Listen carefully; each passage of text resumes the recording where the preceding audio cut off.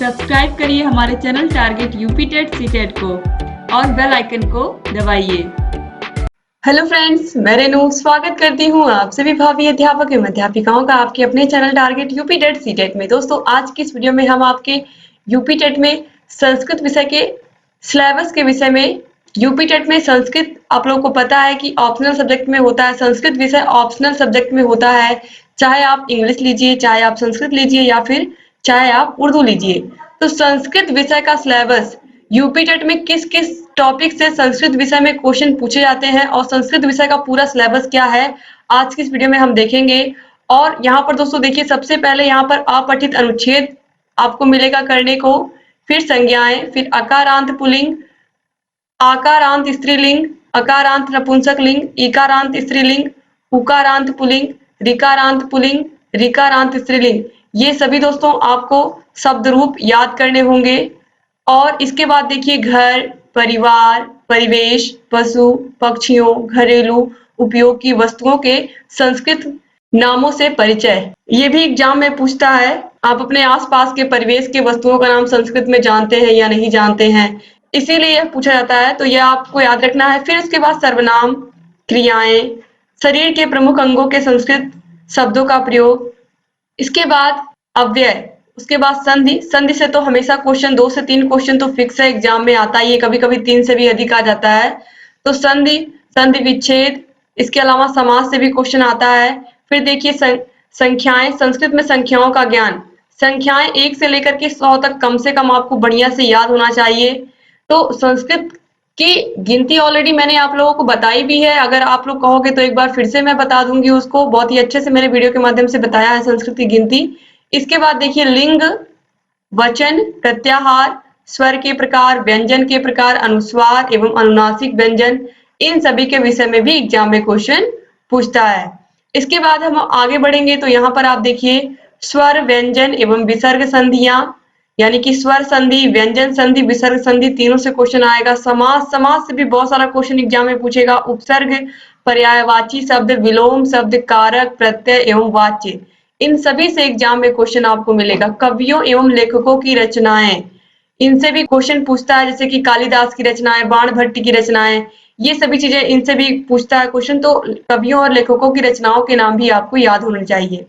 इसके बाद भाषा विकास का अध्यापन, अधिगम और अर्जन, अब यहाँ से भाषा विकास के विषय में आपको पढ़ने को मिलेगा। फिर भाषा अध्यापन के सिद्धांत क्या है, सुनने और बोलने की भूमिका, भाषा का कार्य तथा बालक इसे किस प्रकार एक उपकरण के रूप में प्रयोग करते हैं, मौखिक और लिखित रूप में विचारों के संप्रेषण के लिए किसी भाषा के अधिगम में व्याकरण की भूमिका पर निर्णायक संदर्भ, एक भिन्न कक्षा में भाषा पढ़ाने की चुनौतियां, भाषा की कठिनाइयां, त्रुटियां और विकार, भाषा कौशल, भाषा बोधगम्यता और प्रवीणता का मूल्यांकन करना, बोलना, सुनना, पढ़ना और लिखना, अध्यापन, अधिगम सामग्रियां, पाठ्य पुस्तक, मल्टीमीडिया सामग्री, कक्षा का बहुआयामी संसाधन, उपचारात्मक अध्यापन, ये सभी चीजें पूछी जाएंगी। तो इस तरीके से दोस्तों यहाँ पर आप देख सकते हैं कि जो आपका संस्कृत विषय का सिलेबस है यह बहुत टफ नहीं है। सबसे बड़ी चीज दोस्तों, अगर आपने संस्कृत विषय लिया है, जो बहुत महत्वपूर्ण चीज मैं आपको बताने जा रही हूँ, अगर आपने चूज किया है कि आपको यूपी टेट में संस्कृत विषय ही भरना है, तो कहीं ना कहीं आप बहुत अच्छा फैसला ले रहे हैं। तो क्यों अच्छा फैसला ले रहे हैं, इसका मुख्य कारण ये है कि अगर आपने संस्कृत विषय लिया है तो आपको पता है कि हिंदी तो आपको पढ़ना ही है, हिंदी विषय तो वैसे भी अनिवार्य रूप से आपको देना ही है। हिंदी का व्याकरण, संस्कृत का व्याकरण, संस्कृत व्याकरण से ही हिंदी का व्याकरण आया हुआ है, प्रकट हुआ है या लाया गया है हिंदी में। तो कहीं ना कहीं अगर आप हिंदी तैयार कर रहे हैं, हिंदी व्याकरण पढ़ रहे हैं, तो कहीं ना कहीं आपका संस्कृत भी तैयार हो रहा है, चाहे संधि हो, चाहे समास हो, बहुत सारी चीजें हैं जो दोनों में कॉमन है। चूंकि हिंदी भाषा संस्कृत से ही बनी है, इस वजह से हिंदी अगर आप पढ़ रहे हैं तो संस्कृत भी पढ़ रहे हैं, और अगर संस्कृत पढ़ रहे हैं तो हिंदी भी पढ़ रहे हैं।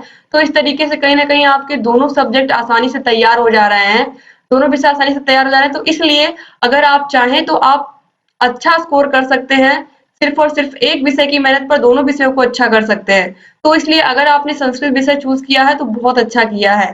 तो जिन भी प्रशिक्षुओं ने संस्कृत विषय को लिया है वो अच्छे से पढ़ें, क्योंकि यहाँ पर आपको दो बेनिफिट होगा, हिंदी भी तैयार होगा, संस्कृत भी तैयार होगा और दोनों विषय आपके अच्छे जाएंगे। तो इसलिए आप लोग संस्कृत विषय का सिलेबस आज यहाँ पर आप लोगों ने देख लिया।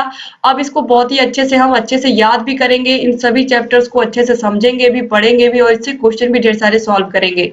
तो उम्मीद करती हूँ दोस्तों आपको संस्कृत विषय का सिलेबस अच्छा लगा होगा। आपको सभी विषयों के सिलेबस बता दिए गए हैं, यहाँ आई बटन पर क्लिक करके आप सभी विषयों के सिलेबस को देख सकते हैं और डिस्क्रिप्शन बॉक्स और कमेंट बॉक्स में भी आपको यूपी टेट सी टेट से रिलेटेड सारे वीडियोस मिल जाएंगे। आप उन वीडियोस को देखिए और अपनी तैयारी को बेहतर बनाइए। जहां कहीं भी कोई भी समस्या आ रही है हमसे पूछिए।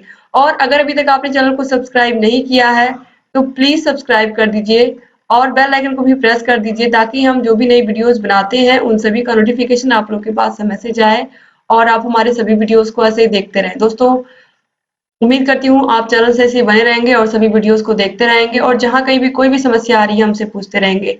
एक बार फिर से आप सभी का बहुत बहुत धन्यवाद। मिलते हैं नेक्स्ट वीडियो में, तब तक अपना ख्याल रखिएगा और अपने परिवार का भी ख्याल रखिएगा और हमारे चैनल से ऐसे ही बने रहिएगा। जय हिंद दोस्तों।